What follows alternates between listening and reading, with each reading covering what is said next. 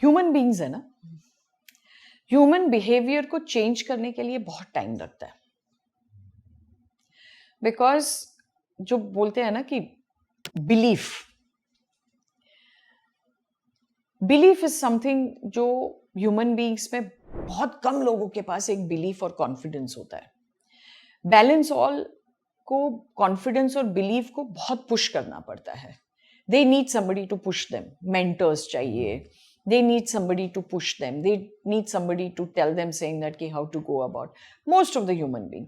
But the guys who are most successful, they believed in themselves. उन्होंने खुद के ऊपर विश्वास किया कि वो जो कर रहे हैं वो सही कर रहे हैं। Fear, most of the time fear stops you from growth. कि ये डर लगता है कि हम गिर जाएंगे क्या।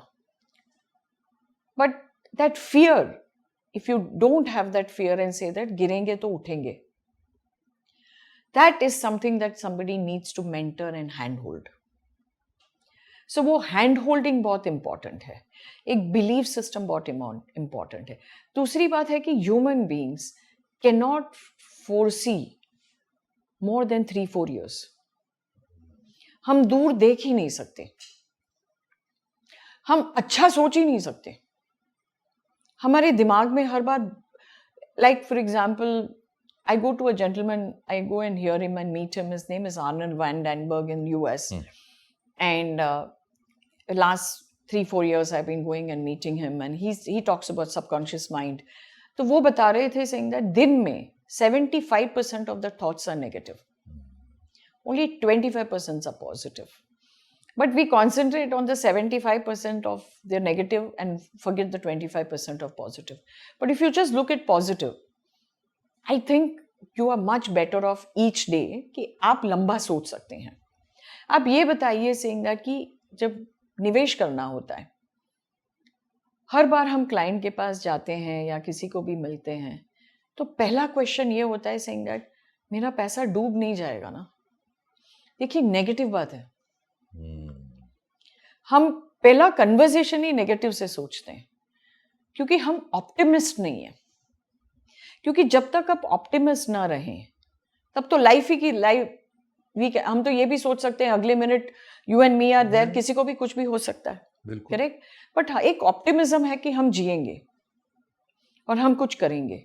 उसी तरह से एक इन्वेस्टमेंट में भी एक ऑप्टिमिज्म होनी चाहिए, लाइफ में ऑप्टिमिज्म होनी चाहिए।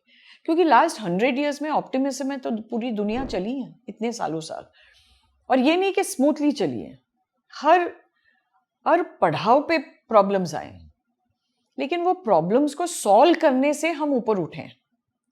सो इन्वेस्टमेंट में भी अगर हम ऑप्टिमिस्ट बने कि नेक्स्ट 15-20 साल इंडिया अच्छा करेगा, इंडिया की ग्रोथ अच्छी है, we have the best entrepreneurs in this country, हम इंटरनली कंज्यूम करेंगे, हमारे पास यंग पॉपुलेशन है जिनके पास एस्पिरेशंस है करने के लिए, माइंड है, और आज एक इंडिया एक अलग तरीके का इंडिया है। दो तरीके के इन्वेस्टर होते हैं कि एक तो जिनको आता नहीं है, तो उनको तो सबसे पहले बात कहूंगा कि जो आपको अगर इक्विटी मार्केट नहीं आता, अगर आपको एलोकेशन करना है अपनी सेविंग्स को, तो म्यूचुअल फंड एक सही रास्ता है। जिन्होंने बहुत ही अच्छी वेल्थ क्रिएट करी है वो पिछले कई दशकों से आम आदमी के लिए, आम इन्वेस्टर्स के लिए। और अगर आपको डायरेक्ट इन्वेस्टिंग करनी है तो आपको नॉलेज होना चाहिए। आप टिप्स पे कभी रिलाय ना करें। जैसे आपने कन्विक्शन कि you can never make money out of borrowed conviction, conviction comes from knowledge and hard work. तो आप हाउ कैन आई आस्क किसी से मैं टिप लेके पैसा कैसे बना सकता हूँ, तो वो बनेगा ही नहीं कभी। तो कहने का मतलब अगर आपको काम करना है, इसको अगर full time career investing choose करना है तो उसमें आप अपनों को मेहनत करनी पड़ेगी। और अगर आपको ये as a investment, side investment, और अगर आपको, तो आप म्यूचुअल फंड में इन्वेस्ट कीजिए और उसको आप फिर दूर देर के लिए भूल जाइए, क्योंकि वो कैपिटल आपकी धीरे धीरे कंपाउंड होगी। और जो हमने देखा है 20 सालों में 20 गुना हो चुकी है काफी लोगों की, वो धीरे धीरे कंपाउंडिंग होती रहती है, तो बहुत अच्छी है। अगर आपने कोई एक स्टॉक आपने 100 रुपए में खरीदा है और आपको लगता है इसका भाव 200, 300, 400 रुपया होगा, और मान लीजिए वो स्टॉक आपका सही हुआ और स्टॉक चले गया 170 रुपया। अब कोई भी न्यूज आई कारण से तो उसका भाव हो गया 120-25 रुपया, हो सकता है एनवायरमेंट में। अब वो अपॉर्चुनिटी है वापस लेने की या रिस्क है? वो डिपेंड करेगा आपके काम पे, कन्विक्शन पे। तो अगर कन्विक्शन है आप में, कन्विक्शन जब है आपने आपको, इन्वेस्ट किया, तो अगर कोई फंडामेंटल चीज ऑल्टर नहीं हुई उस बिजनेस में, Correct. तो फिर कोई कारण नहीं है कि Correct. आप उस आप पैसा है तो आप ओढ़ लीजिए, और पैसा नहीं है तो शांति से बैठिए, घबराइए मत। ये बात।